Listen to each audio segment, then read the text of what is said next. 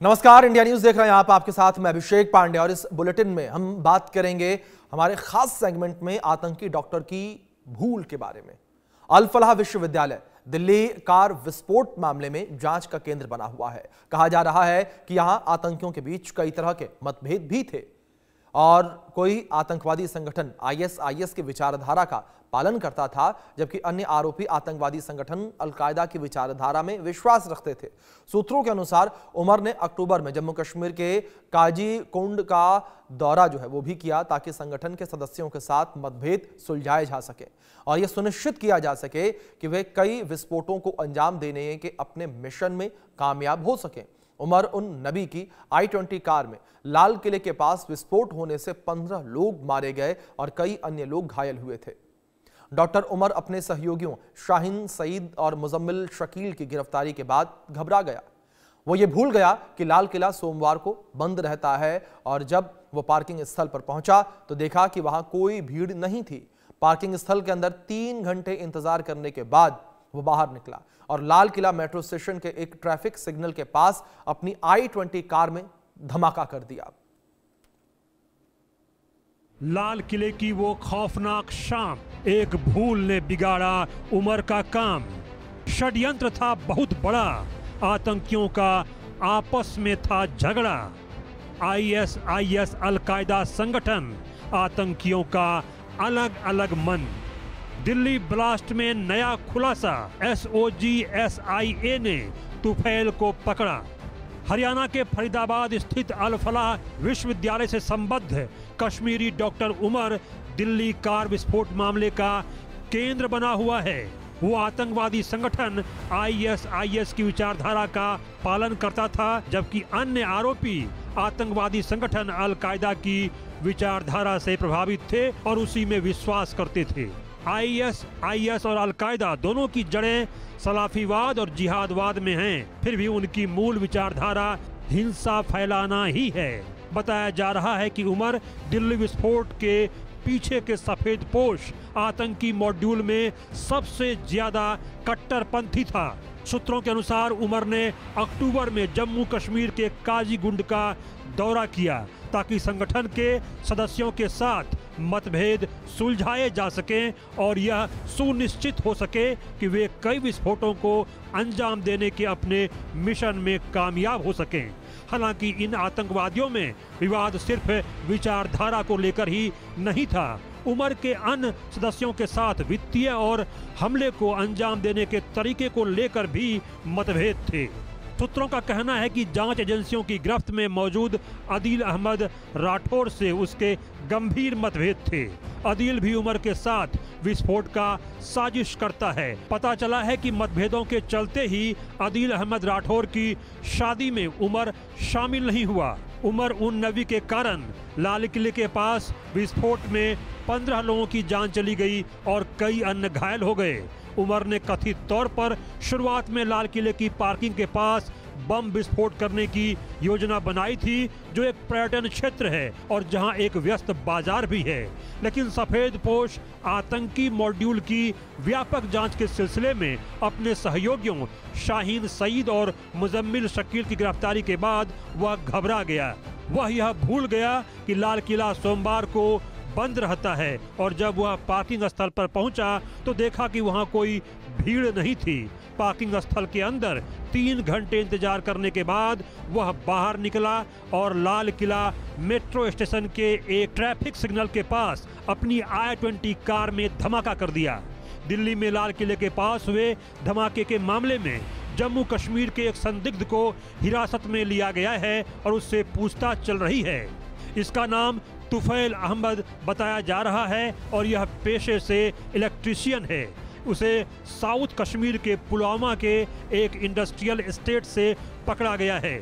अधिकारियों को शक है कि वो जैश-ए-मोहम्मद के इंटर स्टेट टेरर मॉड्यूल से जुड़ा हो सकता है। हालांकि एजेंसियों ने यह साफ नहीं किया है कि तुफैल अहमद ने दिल्ली के आतंकी हमले में किस तरह का योगदान दिया और पूरी साजिश में उसकी क्या भूमिका थी। तुफैल अहमद जम्मू कश्मीर की राजधानी श्रीनगर का रहने वाला है। जानकारी के मुताबिक जम्मू कश्मीर के अधिकारियों ने दिल्ली ब्लास्ट की जांच के हिस्से के रूप में अस्पतालों और मीडिया ऑफिस में तलाशी तेज कर दी है। अधिकारी मेडिकल स्टाफ, चरमपंथी मॉड्यूल और भगोड़े गुर्गों से जुड़े नेटवर्क के बीच संभावित लिंक की जांच कर रहे हैं। Bureau report, India news. आपने खास रिपोर्ट देखी। इस रिपोर्ट के माध्यम से ये जाहिर तौर पर आप समझे होंगे किस तरीके से आत्मघाती हमला था ये, और इन आतंकियों ने एक बड़ा षड्यंत्र रचा हुआ था, न केवल देश की राजधानी बल्कि पूरे देश को दहलाने के लिए। लेकिन सुरक्षा एजेंसियों ने समय रहते इनके प्लान को फेल कर दिया, इनके बॉम्ब को डिफ्यूज कर दिया। हमारे सहयोगी संभव शर्मा भी हमारे साथ जुड़े हैं, उनका रुख करेंगे इन्फॉर्मेशन के लिए।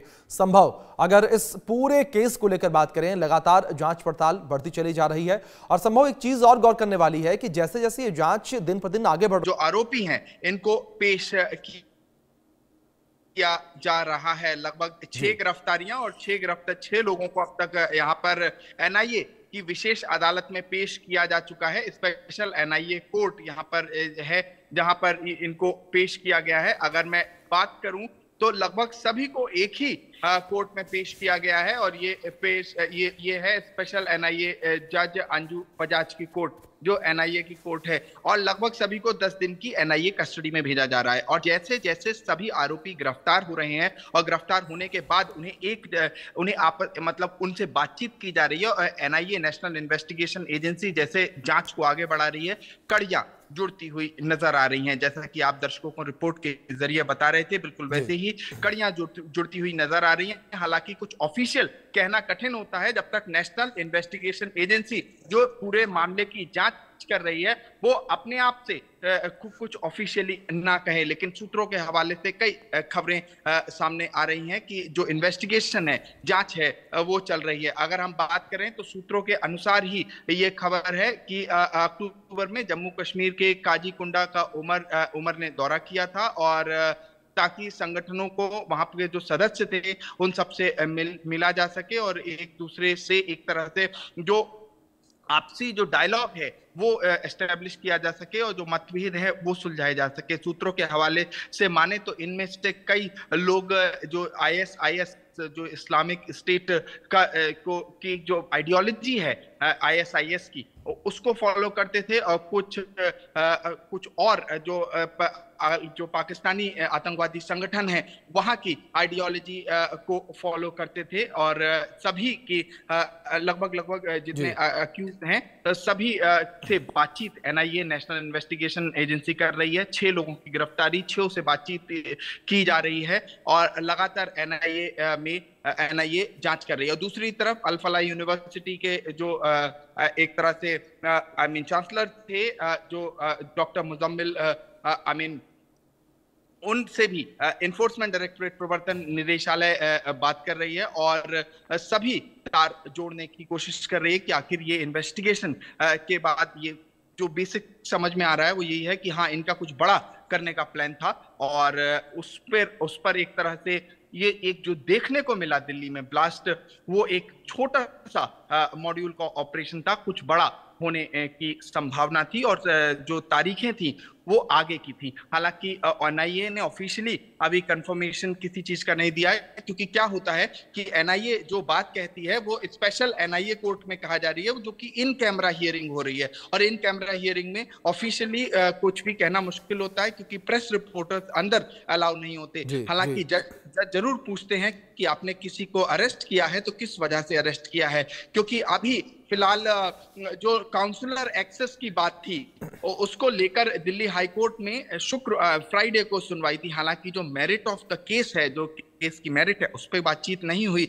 लेकिन दिल्ली हाई कोर्ट ने दानिश जो कि सेकंड अक्यूज्ड है, जो दूसरा आरोपी है, उसे जिसे मंगलवार को 10 दिन की रिमांड पर एनआईए कोर्ट ने भेजा था, उसने ये आरोप लगाया था कि मुझे मेरे वकील से मिलने को, जो जिस तरह के वकील उसे चाहिए उसे मिलने नहीं दिया जा रहा है एनआईए की हेडक्वार्टर्स में, जहां पर वो अभी है, क्योंकि एनआईए की रिमांड में वो है। तो उसने दिल्ली हाई कोर्ट में गुहार लगाई थी, दिल्ली हाई कोर्ट ने उसकी याचिका खारिज कर दी थी। हालांकि बाद में लोअर कोर्ट पटियाला की एनआईए कोर्ट से उसे अनुमति मिली कि वो अपने वकील से बात कर सकता है। तो एक तरफ तो भारत का कानून है, जो लॉ ऑफ द लैंड जिसे कहा जाता है वो है, उससे फॉलो करना है, मानना है। और दूसरी तरफ जो इन्वेस्टिगेशन है, जो जांच है, उसके जो कड़ियां मिल रही हैं वो हैरान करने वाली एक तरह से हैं, जिसमें ये कहा जा सकता है कि हाँ, जो ये ब्लास्ट हुआ दिल्ली का, वो एक तरह से छोटा ऑपरेशन था, उससे बड़ा इनका कुछ करने का प्लान था। जी जी। संभव दूसरी ओर एक जानकारी और निकलकर सामने आई थी जिसमें ये कहा गया कि जो पूरा आतंकियों का, व्हाइट कॉलर आतंकियों का जो पूरा नेटवर्क था, ये आपस में इनके अंदर मतभेद था। कुछ आतंकी ऐसे थे जो आईएसआईएस की विचारधारा को फॉलो करते थे, उससे ताल्लुक रखते थे, तो कुछ आतंकी ऐसे थे जो जैश से ताल्लुक रखते थे, उसकी विचारधारा को फॉलो करते थे। संभव जी बिल्कुल, देखिए ये इसी तरह के जो इन्वेस्टिगेशन जांच में ये बातें निकल के आ रही हैं वो यही है।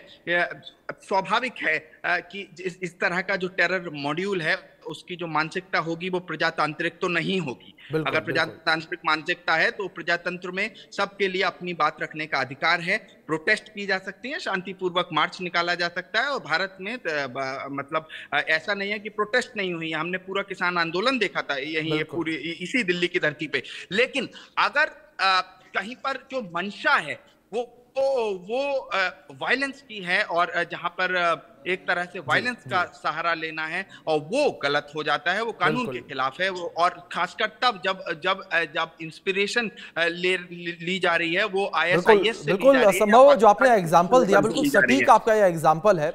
और फिलहाल आपसे रिक्वेस्ट है कि आप जो तमाम हियरिंग्स की अपडेट आ रही हैं, तमाम जानकारियां उस पर नजर बनाए रखें। फिलहाल बहुत शुक्रिया जुड़ने के लिए और जानकारियों के लिए।